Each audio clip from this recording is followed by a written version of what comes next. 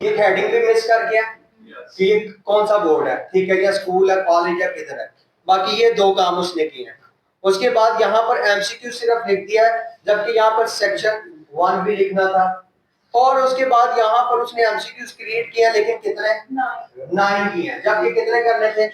और उसमें तरीकाकार कौन सा इख्तियार किया जो मैंने बताया, एक रो के अंदर 4 ऑप्शन है। फिर सेक्शन 2 भी मिस कर दिए यहाँ। फिर यहाँ तक उसने शॉर्ट क्वेश्चंस की हेडिंग दे दी, लेकिन यहाँ पर एक चीज उसने अच्छी किया जो कि आप लोगों को भी करनी है। अगर एक पेज नहीं, एक पेज पर लेकर आ 6 और 6, अगर आप 6 को यहाँ पर ले जाएंगे तो और स्पेस यूज हो जाएगी।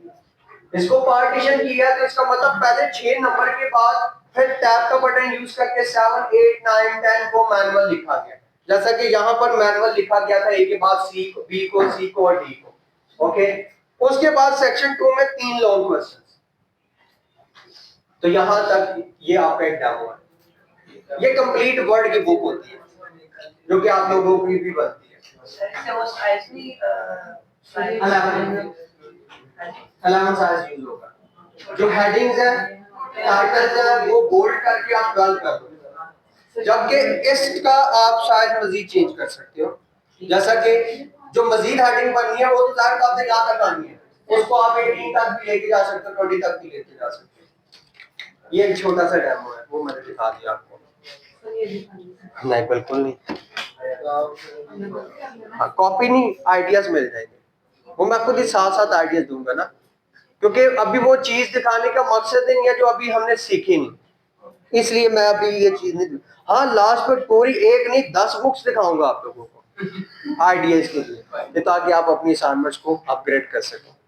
ओके, यहाँ तक। अब यहाँ तक तो असाइनमेंट कंप्लीट हो गया। अब फर्दर आगे कुछ टूल्स को डिस्कस कर लेते हैं। ऐसे थोड़ी है कि यहाँ तक बात छोड़ देनी है जी। अच्छा,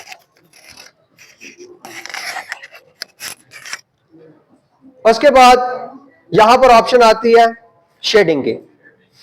उससे पहले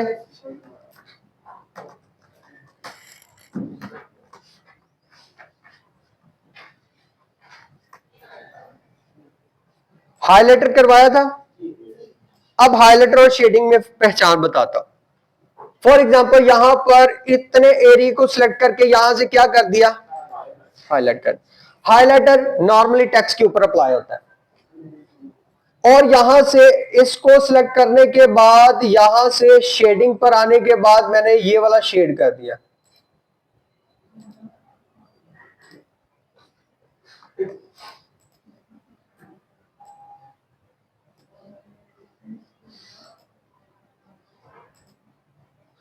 कोई फर्क, कंट्रोल पी करूंगा प्रिंटिंग के अंदर, दोनों बज़ाहिर सेम है।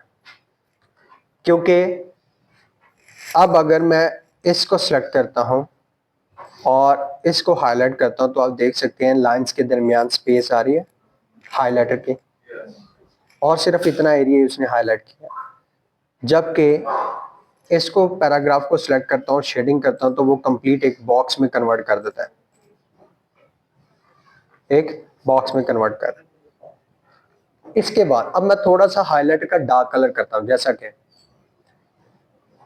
मैं अगर इस पैराग्राफ की शेडिंग में ब्लैक कलर करता हूं तो टेक्स्ट का कलर वाइट हो गया, क्योंकि ये हमेशा टेक्स्ट के बैक पर अप्लाई होता है, जिसको हम शेडिंग बोलते हैं।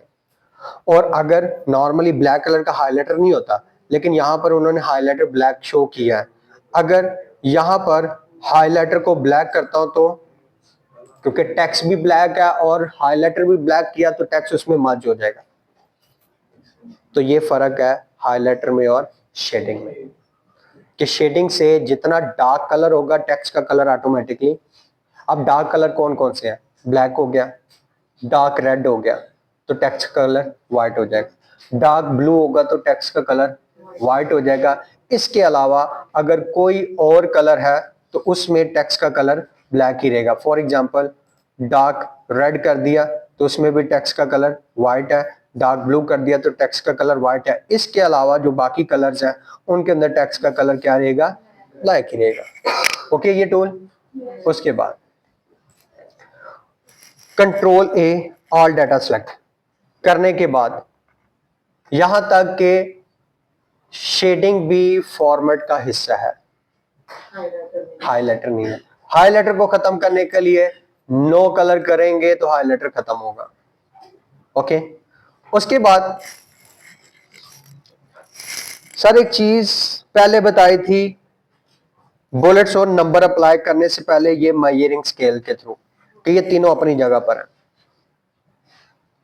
और इन केस अगर मैं इस पैराग्राफ के स्टार्टिंग पर क्लिक करता हूं, स्टार्टिंग पर क्लिक किया, सिलेक्ट नहीं किया, तो ये पैराग्राफ राइट साइड पर मूव हो रहा है। सिलेक्ट नहीं किया, ठीक है, कंट्रोल ए कर लेता हूं या 2 पैराग्राफ कर लेता हूं, जो सिलेक्शन में आएंगे बस वही मूव होंगे। अगर ये मेजरिंग स्केल नहीं है, इस पैराग्राफ को राइट साइड पर मूव करना। 2 तरीकेकार, एक तरीकाकार ये है इंक्रीज इंडेंट, मतलब राइट साइड पर मूव करने के लिए इंक्रीज इंडेंट का बटन प्रेस करेंगे, टूल पर क्लिक करेंगे तो ये ऐसा कि इंक्रीज इंडेंट, ये लेवल है जिस तरह से बुलेट्स और नंबर के लेवल पे, क्योंकि अब ना बुलेट्स और नंबर्स है, इसलिए अगर पैराग्राफ को मूव करना तो इंक्रीज इंडेंट, और ये है डिक्रीज इंडेंट। और तीसरा तरीकाकार कीबोर्ड टैब का बटन, लेकिन टैब के बटन में जिस तरह से अगर एप्लीकेशन लिखते हैं तो डियर सर या डियर मैडम, जिसमें स्टार्टिंग पर स्पेस छोड़ने के बाद हम लिखते हैं मोस्ट रिस्पेक्टफुली, इसका मतलब अगर मैं टैब का बटन प्रेस करूंगा तो पहले वो स्टार्टिंग पर एक स्पेस आएगी। अब जब मैं टैब का बटन प्रेस करूंगा तो स्पेस में आएगी, कंप्लीट पैराग्राफ को राइट साइड पर मूव करेगा। सब इस स्पेस को खत्म करना हो बैक स्पेस कर लें, वापस आना हो तो बैक स्पेस के साथ आप सारे लेवल को वापस ले आओगे। ये काम था, आप मैनुअल कर सकते हैं, ठीक है। नहीं तो आप क्लिक करके भी आप इसको क्या कर सकते हैं, व्यू पर आने के बाद इस रूलर के थ्रू भी आप क्या कर सकते हैं, मूव कर सकते हैं। अक्सर हम बुक्स में देखते नहीं कि मुझे इसके दरमियान यहां पर पिक्चर चाहिए, यस बिल्कुल किया जा सकता है, लेकिन अभी मैंने ना कोई पिक्चर को डिस्कस किया, ना किसी शेप को डिस्कस किया, इसलिए ना मैं उसको ड्रा करूंगा।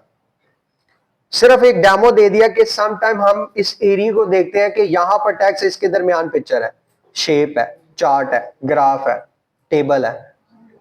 तो जब हम वो चीजों को डिस्कस करेंगे तो फिर हम इस टेक्स्ट को भी ऐड करेंगे उसमें, फिर क्लियर होगा आपका कॉन्सेप्ट। क्लियर है यहां तक? चले, उसके बाद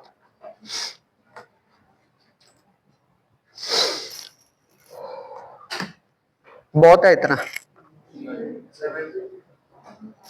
अब अभी 10 मिनट है, ठीक है, लेकिन उस 10 मिनट के अंदर अटेंडेंस भी मार्क करनी है और रिकवरी भी करनी है ना, ठीक है।